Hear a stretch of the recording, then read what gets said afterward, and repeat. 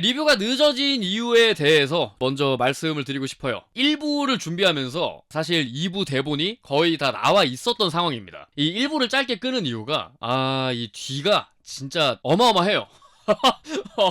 리뷰 1부를 보신 분들은 아시겠지만은 굉장히 짧게 끝나요. 기승전결로 따졌을 때 기스 정도에서 끊겼단 말이야. 이제 응전결은 이제 완전 엄청나거든. 어마어마하거든. 그래서 그 어마어마한 거를 중간에 끊기에는 되게 애매해가지고 집중력 흐려지지 않게 한 번에 몰아서 가자 요렇게 결정을 했었고, 결국에는 2부 대본이 거의 다 나와 있었습니다.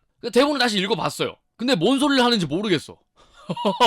나도 이해가 안 가는 거야. 이게 분명 영화 스토리 라인대로 타임라인대로 정리를 한 건데 내가 뭔 소리를 하고 있는 거지 싶은 거지. 와, 이거 안 되겠다. 이 영화가 전국에 10,000명 봤어요. 근데 내 구독자가 20만 명이거든. 적어도 내 채널 구독자들이 화이트데이를 다 봤다 쳐도 안 본 사람이 19만 명이란 말이야. 영화를 안 본 사람들 혹은 앞으로 안 볼 사람들이 이 리뷰를 볼 건데 내가 이해가 안 되는데 어떻게 여러분들을 이해시키겠습니까? 그래서 대본을 다시 썼어요. 그리고 다 썼어요. 근데 여기서 또 문제가 생기는 게 뭐냐면 이게 왜 엉터리인지 설명을 하려면 너무 길어지는 거야. 영화가 원작 고증을 어떻게 병신같이 했는지 또 왜 엉망인지 이거를 알고 웃기 위해서는 내가 설명을 씨발 존나 해야 되는 거야. 되게 엉터리 디테일인 거야. 디테일한 엉터리인 거야. 그래서 내린 결론은 원작 게임을 좀 먼저 알아보는 게 더 나을 것 같다는 생각이 들었어요. 근데 게임 같은 경우도 스토리 기억나세요? 기억나시는 분들 거의 없다고 봐요. 왜냐? 이게 당장에 방탈출 카페만 가더라도 이 비밀번호가 중요하지 자물쇠가 여기에 왜 잠겨있는지 이 문을 왜 열어야 되는지 궁금해하지 않는단 말이야. 당장에 이 문을 열어야겠고 당장에 이 자물쇠를 따서 빨리 나가야 돼. 그죠? 화이트데이는 이른바 밀레니엄 방탈출 카페였단 말이야. 그 방탈출 카페가 없던 시절에. 그것도 이제 대부분은 그 신관 광장 같은 데서 계단 밑에 숨어 들어가가지고 수위 똥침하려고 게임하고, 그리고 또 DLC로 나온 거 뭐야 그 비키니 그 비키니 입은 거 보려고 게임하지.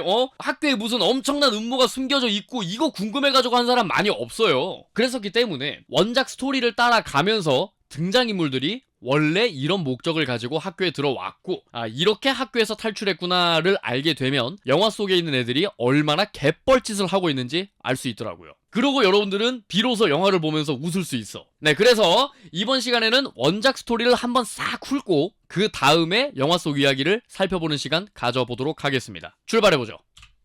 게임 배경이 되는 학교 설정은 본래부터 터가 좋지 않아 알 수 없는 이유로 사람들이 많이 죽어나갔던 곳에 세워졌다는 겁니다. 이걸 바탕으로 학생들 사이에서 막 괴담이 돌고 그랬다고 합니다. 학교에 꼭 괴담 좋아하는 애들 있잖아. 빨간 마스크도 우리가 처음부터 알았겠냐고. 누가 갖고 와가지고 괴담 보따리 쫙 푸니까 학교에 유행하고 그러는 거 아니야. 그 당시 이제 괴담의 파급력을 좀 보여드리자면, 요즘 초등학교 문구점에서 잔혹한 내용의 괴담집이 아이들에게 불티나게 팔리고 있다고 합니다.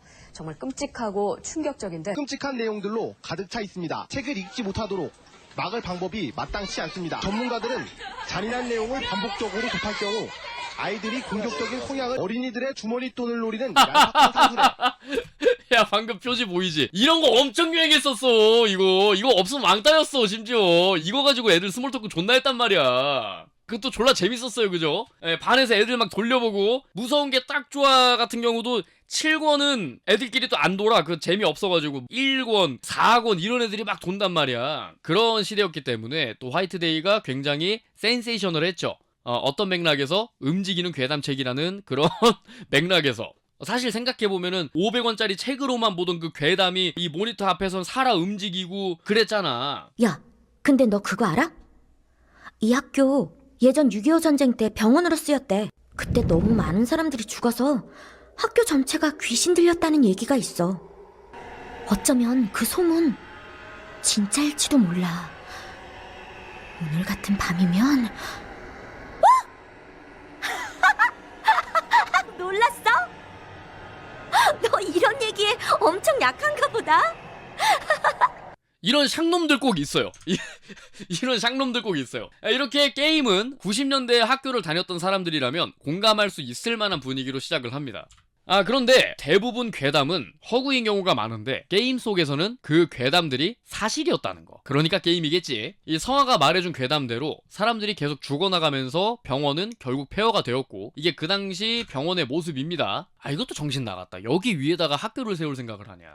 이러한 저주받은 땅에 이사장이 학교를 세우기 위해서 땅을 정화할 필요가 있었습니다. 직관의 도움으로, 도사님의 도움으로 5개의 패를 학교에 배치해서 악귀의 기운을 억누르는 결계를 만들었다고 합니다. 오행상생의 원리로 금은 목의 기운을 막고, 목은 또 토의 기운을 막고, 토는 또 수의 기운, 그리고 수는 또 화의 기운을 억제하는 식으로 이런 오행상생의 원리로 서로의 조화를 이루어서 결계가 생성되는 그런 원리로 부적을 갖다가 학교에다 박아놔서 악귀들을 좀 막을 수 있는 그런 걸 만들었다고 해요. 그래서 게임에서도 결계를 깨거나 또 다시 닫을 때 퍼즐 요소로 작용을 하고 있고, 뒤에 뭐 얘기하겠지만은 게임에 굉장히 중요한 그런 요소가 됩니다. 자, 이로써 학교에 강력한 결계가 만들어졌고 풍수지리는 안정되었지만, 이후 학교에서 억울하게 죽은 영혼들까지도 성불하지 못하고 학교에 갇히게 되는 그런 부작용이 일어나게 됩니다. 근본적인 해결책이 아니라 미봉책이었던 거지. 심지어 이 결계는 기운이 강할 때는 산 사람도 먹을 만큼 강해져요. 하필이면 그게 또 화이트데이에 또 그래버렸네? 그래서 주인공이 하필 요 결계의 기운이 강해졌을 때 학교에 들어갔고, 또 마침 그날이 또 화이트데이였고, 그래서 학교에 갇히게 된다는 그런 설정인 겁니다.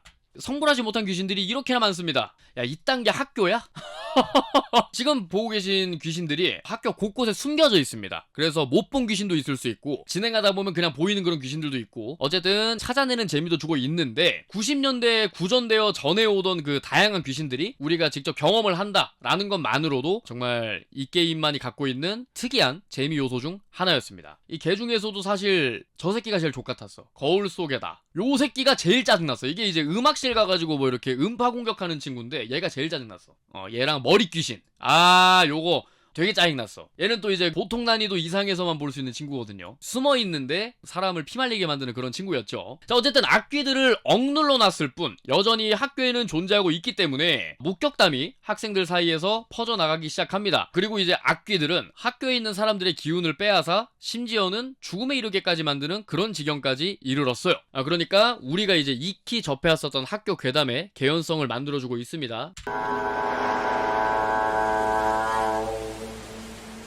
이렇게 보니까 웃기네. 야, 잠깐만. 이렇게 보니까 졸라 웃기네. 그냥 선물을 주고 싶었을 뿐이었는데. 됐다. 네, 요렇게 아무것도 모르는 전학생 이희민이 늦은 밤 학교에 들어오면서 이야기가 시작이 됩니다. 주인공을 좀 보시자면은 이희민이라는 친구예요. 연두고등학교에 전학을 왔고요. 아직 학교에 대해서 아무것도 모릅니다. 한소영이라는 친구가 있어요. 또 이제 첫눈에 반한 친구인데 그 친구가 다이어리를 좀 흘려놓고 가. 그래가지고 이제 다이어리를 주워가지고 다이어리를 돌려주면서 화이트데이고 하니까 사탕을 자리에다가 몰래 두고 와야겠다 해가지고 학교에 몰래 들어왔습니다. 겁대가리도 없지. 근데 이게 요 당시에는 또 밤에 갖다 주는 게 또 국룰이었어요. 수희 아저씨 피해가지고. 그러니까 요즘은 이제 이렇게 고백하면은 뭡니까? 스토커예요, 스토커. 요즘 같은 경우는 사실 뭐 전화를 해도 되고요, 카톡을 해도 되고요, 기프티콘 보내주면 되잖아. 요렇긴 한데 90년대 학생들 사이에서는 요렇게 사탕 그리고 쪽지 요렇게 남겨놓고 가는 게 또 흔한 고백 방법 중 하나였고, 또 학교 방범 시스템이 지금처럼 철저하지 않았어요. 뭐 세콤 이런 거 없었습니다. 그러니까 수희 아저씨가 한 바퀴 도는 거야. 그렇기 때문에 굉장히 그럴듯한 이야기죠. 번외로 일본은 아직도 이런 방식으로 고백을 좀 많이 하나 봐요. 보시면은 제발 하나만 적선해 주시지 않으렵니까? 구걸형 3일 동안 아무것도 먹지 못했습니다라고 하는 경우도 있고, 월급 500만엔 예정, 허언증형 이런 식으로 아직도 일본에서는 고백을 좀 많이 하나 봐요. 다시 돌아와서 희민이 같은 경우는 영적인 능력이 있어서 귀신을 볼 수 있는데 그걸 아직 자각하지는 못하고 있다라는 게 설정되시겠습니다. 이 주인공이 왜 영빨이 개쩌는지에 대해서는 게임에서 풀리지 않은 떡밥 중에 하나인데, 요게 이제 영화에서는 나와요. 근데 팬픽 수준으로 나왔고요. 그렇게 주인공은 학교를 탈출하기 위해서 금의 패를 시작으로 목, 토, 수, 화 요 순서대로 주인공이 결계를 막 깨부셔 나가기 시작하고요.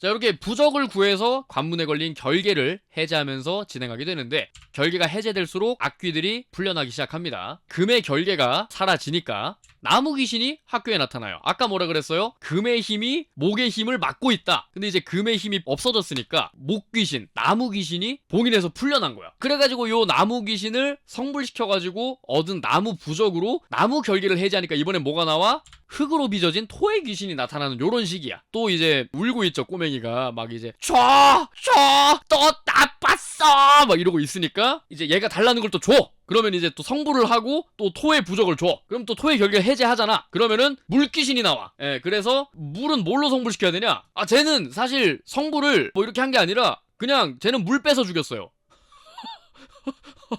쟤는 그냥 물을 말려서 죽여버렸어요. 그냥 죽였어요, 그냥. 성불을 시킨 게 아니라 물이 없다니 이건 내가 예측하지 못했다 이러고 죽어버리거든. 그래가지고 이제 수부적을 받아가지고 이 물의 결계를 해제하면은 불의 귀신 때문에 강당에 화재가 발생합니다. 캘시퍼가 깨어난 거죠. 예, 그래서 이제 캘시퍼한테 달걀 껍다고 주고 미안하다 이렇게 하면 이제 캘시퍼가 만족해서 잠들 거 아닙니까? 해가지고 화의 부적을 받아가지고 결계를 해제하면은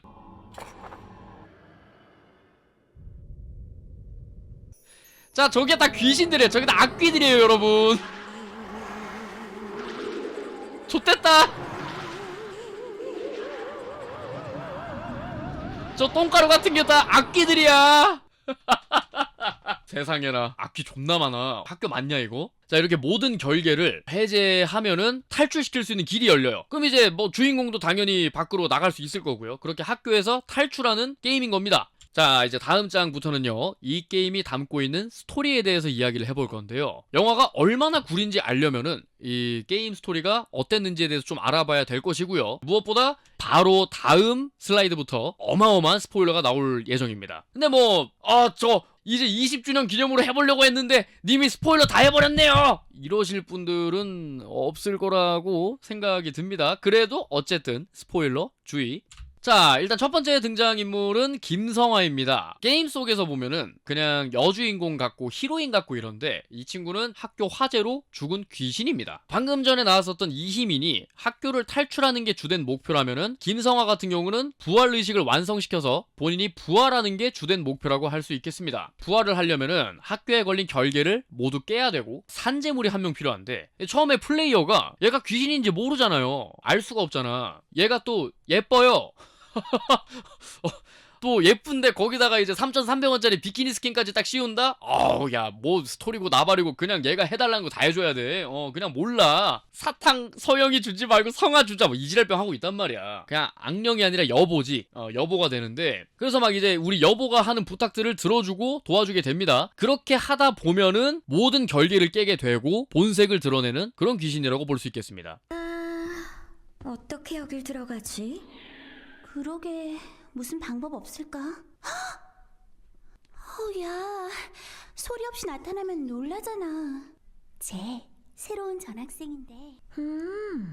그래? 다 들려 임마. 난 갈게. 이따 봐. 야, 지연이가 또 눈치가 빠네요. 예, 바로 비켜주잖아요. 예.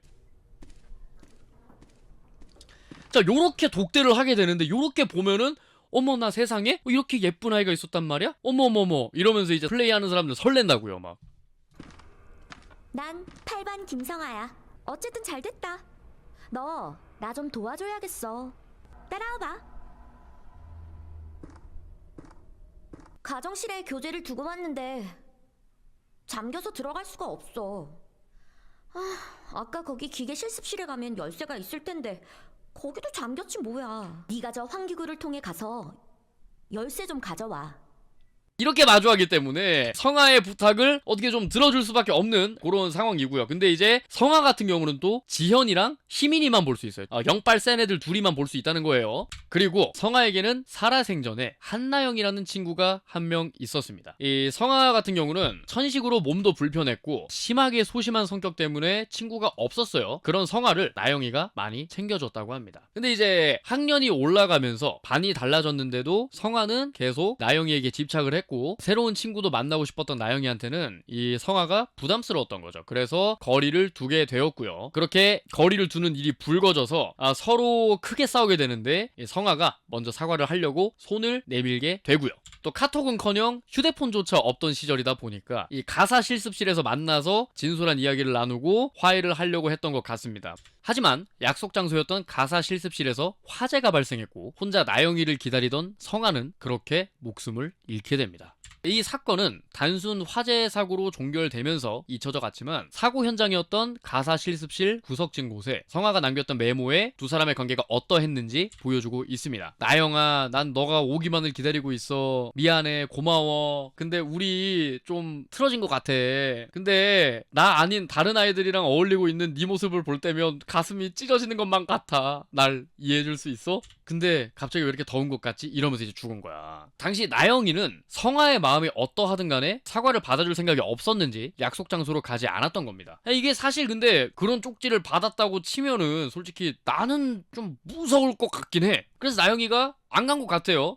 화재 사건이 일어난 뒤에 나영이는 매일 밤 자신이 약속 장소에 갔다라면 하고 죄책감에 시달리며 괴로워했다고 합니다. A와 B는 단짝이었다. A는 몸이 약했고 B는 신경 쓰고 챙겨줬다. A가 이제 성하고 B가 나영이겠죠. 성아가 마치 본인을 원망하는 목소리마저 들리는 것 같았다고 합니다. 결국 나영이는 스스로 목을 매 목숨을 끊게 되는데 그제서야 깨달았던 거죠. 본인이 지금까지 들어왔던 성아의 목소리는 본인의 죄책감이 아니라 악령으로 나타난 성아의 목소리였던 거고, 그러니까 이제 성아가 나영이를 막 이렇게 괴롭혔던 이유는 복수심이 아니라 아까 얘기했다시피 산 재물이 하나 필요해가지고 고마워, 네가 죽어야 내가 살아날 수 있거든. 부활을 위해서 나영이를 존나 괴롭혔던 거야. 나름 탄탄하죠? 네, 나름 탄탄합니다. 그렇게 한나영이 목을 맨 곳에 가면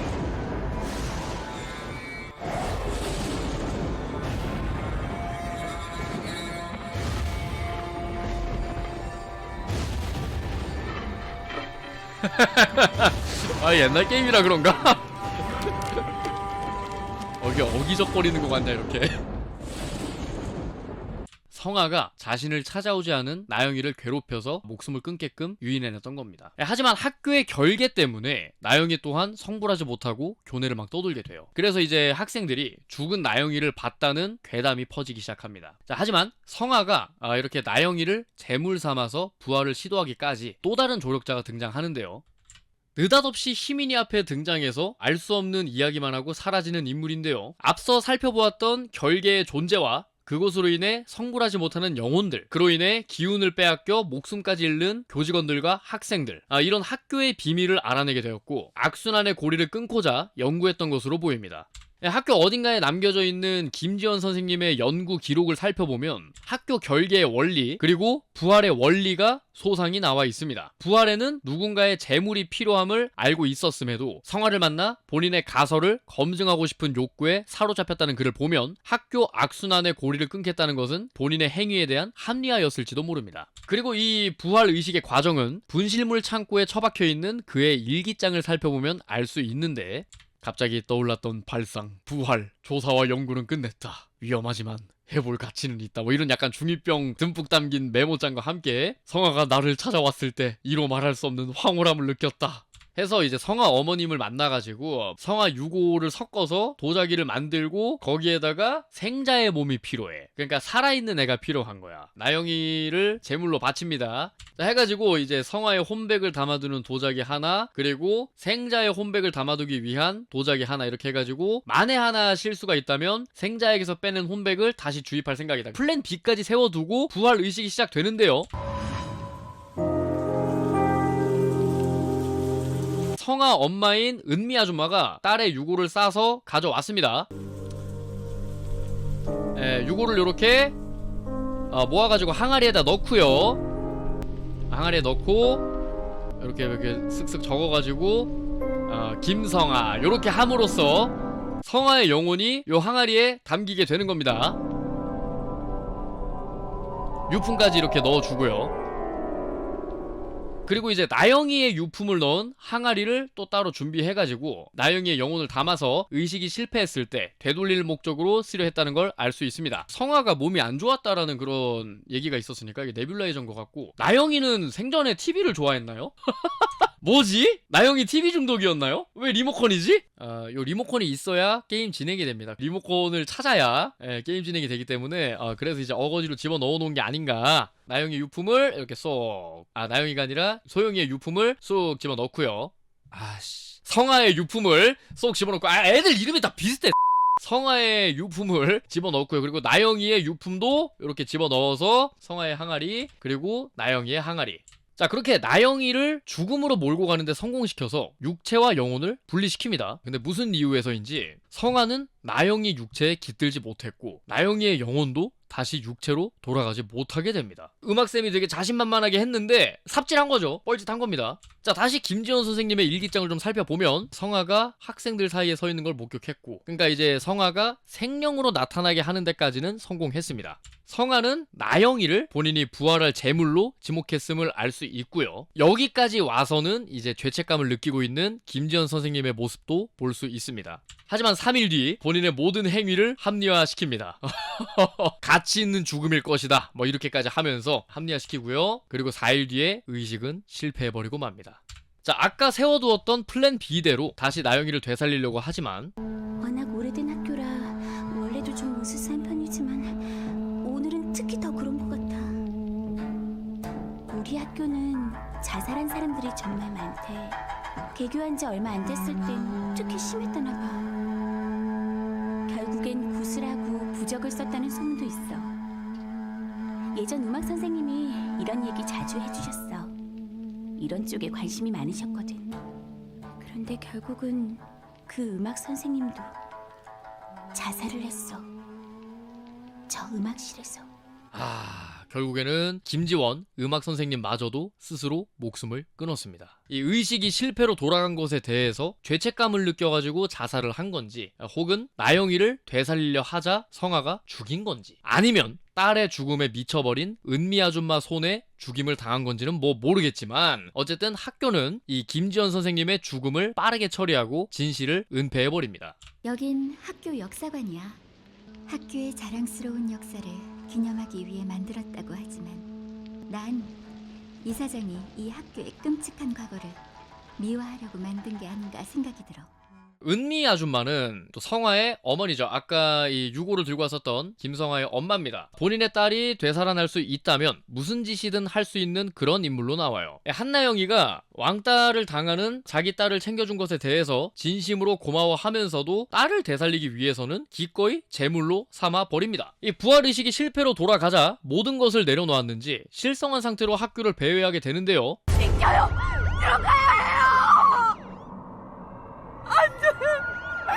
저기에 내 딸이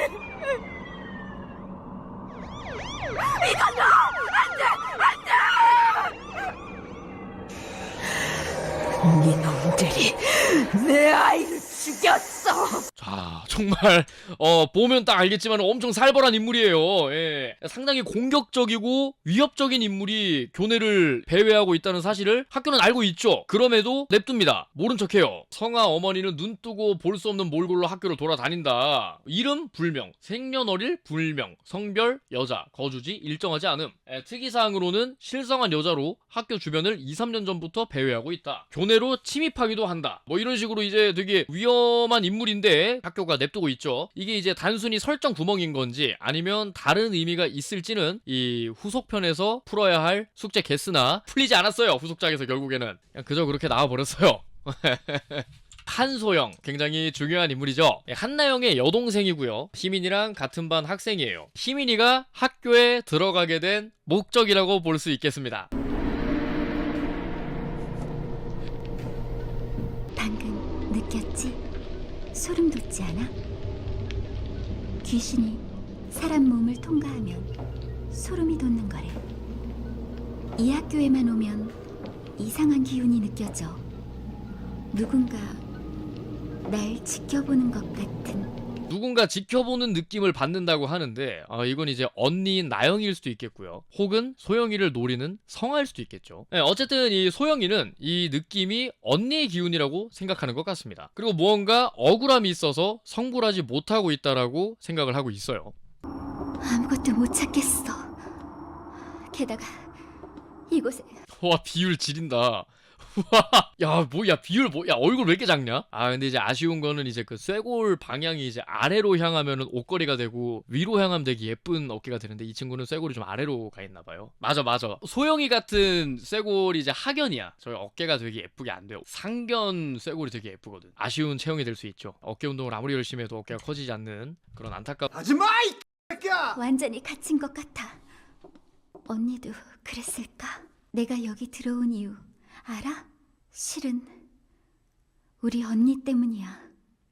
언니는 2년 전에 이 학교에서 자살했어. 뭔가 이유가 있을 텐데 아무도 알고 싶어 하지 않았어. 친구 문제일 거야. 가끔 밤에 언니 방에서 싸우는 소리가 들렸어. 가끔 언니 방에서 전화로 싸우는 것 같았다고 하는데 성아랑 잦은 다툼이 있었다는 걸 알 수 있겠죠. 혹은 뭐 이 전화가 성아 사후에 이뤄진 거라면 학교 밖을 벗어날 수 없는 성아 악령이 전화로 괴롭힌 걸 수도 있겠고요. 네, 이러한 이유들로 소영이는 언니의 죽음에 대한 비밀과 억울함을 풀어주기 위해서 매일 밤 학교에 남아 조사를 하고 있다고 합니다. 하지만 소영이는 귀신이 된 성아를 볼 수가 없죠. 영빨이 없으니까요. 성아가 그런 소영이를 보면서 나영이에게 그랬던 것처럼 부활할 제물로 쓸 생각이었던 것 같습니다. 이러한 모습이 이 두 사람이 모두 보이는 지현이 눈에는 상당히 기이하고 무섭게 느껴지지 않았을까 이렇게 보여지고요. 급기야 멘탈이 완전히 나가버리는데요. 오늘따라 모두 이상해. 전부 다 제정신이 아니야. 아까 소영이랑 같이 가고 있었는데 성아가 왔어. 그런데 소영이는 성아를 무시하고 그냥 갔고 성아는 소영이를 따라가며 화를 내고 소리를 질렀어. 난 너무 무서워져서. 성아랑 소영이는 평소에 따로 둘만 있을 때가 많아. 항상 성아가 얘기하면 소영이는 들어주기만 하는 편이지만 오늘처럼 그렇게 싸우는 모습은 한 번도 본 적이 없어. 아까 그런 모습은 정말 처음이야. 이 정도면 지현이가 존나 둔한 거야. 애가 눈치가 존나 없는 거야. 어쨌든 지현이는 둘 다 좀 살아있는 사람으로 착각을 하고 있는 그런 상황입니다. 그래서 이제 멘탈이 나가버린 건데 지현이 같은 경우는 귀신을 볼 수 있다는 능력을 가지고 있지만 성아가 귀신인지는 몰라서 성아에게 이용을 당하는 그런 인물이에요. 성아가 자신을 볼 수 있는 지현이를 이용해서 결계를 깨려고 소영이가 부른 것처럼 속여서 학교로 왔다고 합니다. 그러니까 원래는 희민이가 없었더라면 지현이가 플레이어블 캐릭터가 될 수도 있었던 그런 상황인 거죠. 하지만 이용하기에는 겁이 많아서인지 성아에게 버려진 채로 혼자 돌아다니게 되는 그런 불쌍한 인물이 됩니다. 이게 눈치가 없어서인지 아니면 귀신에 홀린 탓인지 모르겠지만 성아가 귀신이라는 사실을 끝까지 눈치를 못 채는 인물이기도 해요. 대신 성아는 희민이로 모든 결계를 깨기 위해서 부적이 있는 곳으로 이렇게 막 유도를 합니다. 살살 유도를 해요. 이게 처음 게임을 접하는 사람들은 성아의 정체를 모르기 때문에 본인이 이용당하는지조차 모르고 게임을 하게 됩니다. 진짜 그야말로 아무것도 모르는 전학생의 입장에서 만나게 되는 거죠. 야, 정신 차려. 소영이 걔가 그 이쁘장한 얼굴로 홀린 남자가 한둘인 줄 알아? 네가 몰라서 그렇지. 걔 완전 여우야, 여우. 자기소개 존나 해. 그렇다니까. 그뿐인 줄 알아? 소영이 걔에 대한 이상한 소문이 얼마나 많은데. 소문에 따르면 소영이가 지금 무슨 소리 들리지 않았어? 아우, 저 가증스러운 년 저거.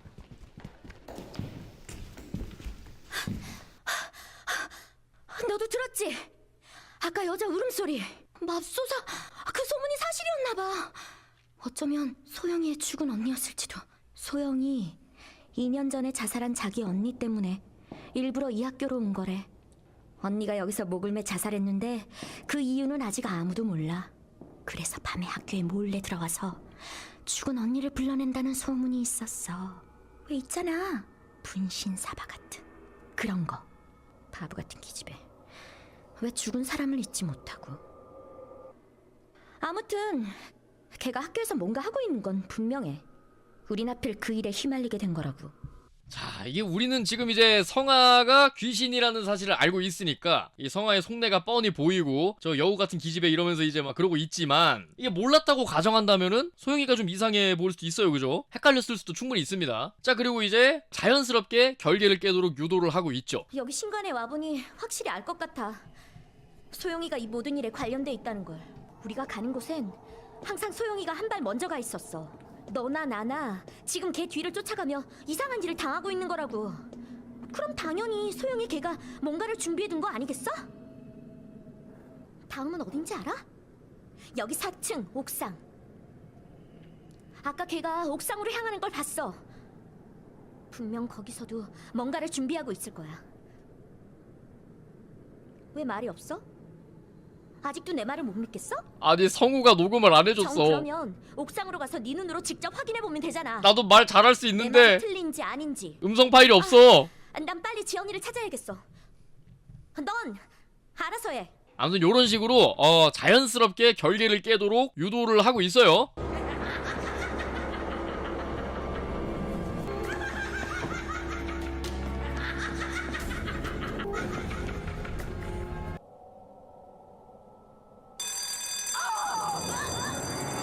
와, 저 가증스러운 년 저거. 나쁜 년. 불쌍한 내가 끝까지 지켜줘. 어우, 저 나쁜 년 저거. 야, 너 괜찮아? 다친 데 없어? 대체 널 왜 죽이려고 한 걸까? Succeeding you mother. 지금 이러고 있을 때가 아니야. 아까 강당 쪽에서 지연이의 비명이 들렸어. 불길한 예감이 들어. 소영이가 마지막으로 뭔가를 꾸미고 있는 거야. 넌 먼저 강당으로 가. 강당에서 만나자. 또 이렇게 주인공이 본인 엄마 손에 죽어버리면 결계를 풀어줄 사람이 없어지기 때문에 본인의 부활 의식에 방해가 된다면 엄마까지도 죽여버리는 이런 아주 폐륜적인 소시오패스 같은 그런 모습까지도 보여줍니다. 결국에는 모든 결계가 깨지게 되자 더 이상 이용 가치가 사라진 이희민에게 본색을 드러내게 되는데요.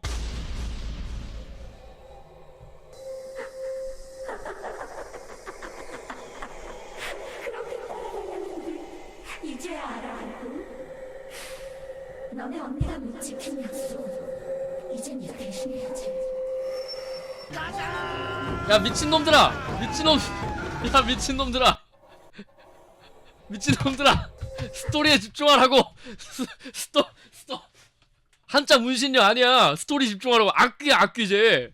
미친놈들아! 오우야가 아니야, 미친놈들아. 이상한 거 집중하고 있어. 어이, 미친놈들. 쌉가능이라니. 야, 이러니까 화이트데이 아무도 스토리 집중을 안 하고 스토리 모르지, 씨발. 자, 계속 볼게요, 어쨌든. 나영이는 항상 내 곁에 있어준다고 했어. 하지만 그대 괜히 약속 장소에 오지 않았어. 그 불길 속에서 난 혼자였어. 눈을 떠보니 내 영혼은 이 학교에 갇힌 상태였고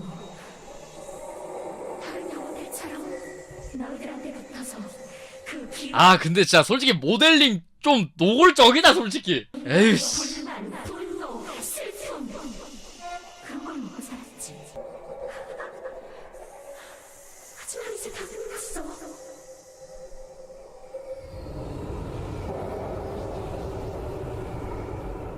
네가 해방시킨 이 힘이면 난 새롭게 태어날 수 있어. 야, 근데 잠깐만. 얘는 봐봐. 얘 상견이야. 이런 쇠골이 진짜 예쁘게 잡힌다니까? 보니까 그러네. 아까 소영이는 하견이었잖아요. 얘는 상견이네. 이렇게 올라가네. 아까 소영이는 이렇게 내려갔잖아. 이런 애들이 어깨 진짜 예쁘게 잡혀요. 그러네. 이게 모델링도 이런 식으로 해놨단 말이야? 봐봐. 그러니까 상견이니까, 요렇게, 그러니까 이게 직각 어깨가 딱 나오는 거고, 라운드 숄더도 없고, 이 친구 운동하면 몸 되게 예쁘게 나오겠는데? 이거 밑에 숫자들이요. 이거 23, 31 이거 중량이요, 중량. 열심히 하는 친구인데 또? 악귀지만 응원해주고 싶어. 이 몸 자체가 운동을 조금만 해도 금방금방 이제 몸매가 되게 예뻐지는 그런 저는 이런 몸이 좀 부럽긴 해요. 요즘 이제 운동을 하면서 내 어깨가 왜 이렇게 예쁘게 안 나올까 막 그랬는데 이제 그 같이 운동한 친구가 형 쇠골 상견이어가지고 어깨 운동 열심히 하면 예쁘게 나온다고 했었거든요. 그 얘기를 들은 이후부터는 여자건 남자건 쇠골 모양밖에 안 보여.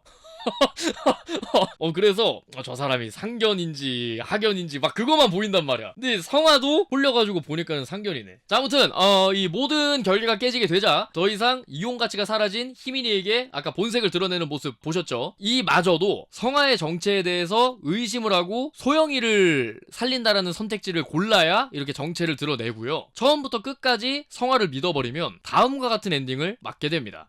야, 이희민, 정신 차려. 뭘 그렇게 찾아? 괜찮아, 이제 다 끝났어. 소영인데 소영이 상태가 조금 약간 삐롱빼롱해요. 왜 그럴까?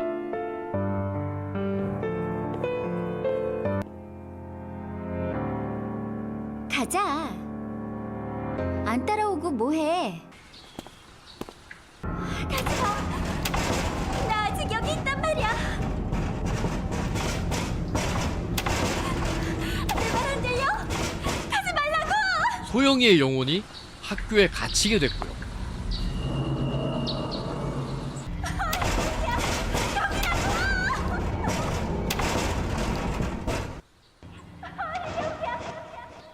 왜 그래? 뭐가 있어? 뭐가 있는데? 소영이의 육체를 성화가 차지하게 되는 엔딩인 거죠. 그럼 어서 가자. 아니 근데 이게 그래픽 때문인지 모르겠는데 언니가 이렇게 보고 있는 게 너도 익숙해져. 며칠 있어보니까 괜찮더라. 괜찮아. 익숙해질 거야. 너도 공중부양 해볼래? 아니 여기 옆에 공중부양 하잖아 씨발. 너도 배워볼래? 이거 개편함. 이처럼 주인공이 어떻게 하느냐에 따라서 다양한 엔딩을 보여주는데요. 가장 충격적인 엔딩이지 않을까 싶습니다. 특히 성화가 귀신인지 아닌지 전혀 의심하지 않고 진행하다가 주인공이 한 행동이 악기를 위한 것이었다는 걸 알게 된다면 상당히 충격적이지 않았을까. 그 당시에 게임을 처음 하신 분들 입장에서. 마지막으로 살펴볼 인물은 유지민입니다. 유일하게 평범한 학생이 아니라 퇴마 능력을 가지고 있고요. 물건을 통해 과거도 볼 수 있을 정도로 상당한 영빨을 가진 친구입니다. 사실 이 캐릭터는 평범한 학생인 이희민으로는 보기 힘든 학교의 비밀을 유저에게 보여주기 위해서 추가된 것으로 보여요. 이 앞서 살펴보았던 김지원 선생님의 행적은 모두 이 유지민이라는 캐릭터를 통해서만 알 수 있습니다. 결국에는 이제 화이트데이의 내막을 보려면 지민이라는 아이를 무조건 플레이해야만 알 수 있는 그런 설정의 구멍을 잘 메워준 캐릭터였습니다.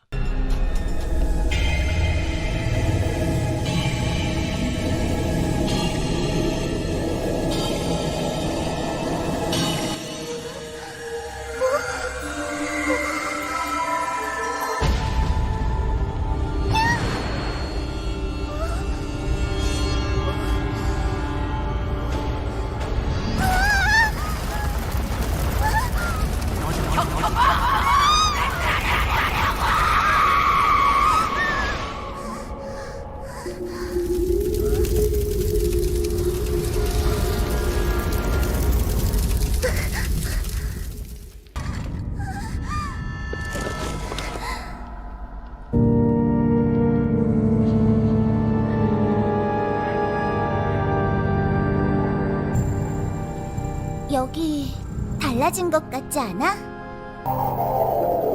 부디 다음 생엔 행복하게 살아.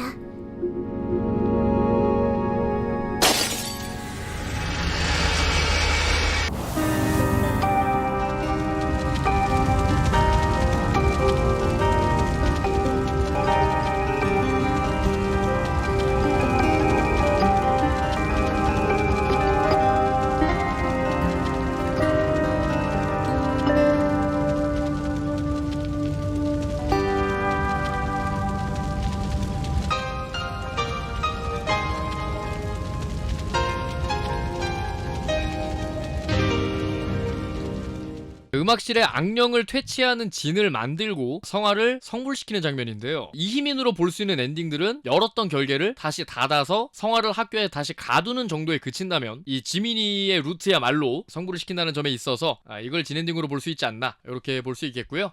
이렇게 원작 게임은 학교를 탈출한다라는 큰 줄기를 따라가다 보면 알 수 있게 되는 이야기들이 모여서 의외로 꽤 탄탄한 스토리가 녹아 있습니다. 그렇기에 지금까지도 팬들에게 좋은 기억으로 남아있는 그런 작품입니다.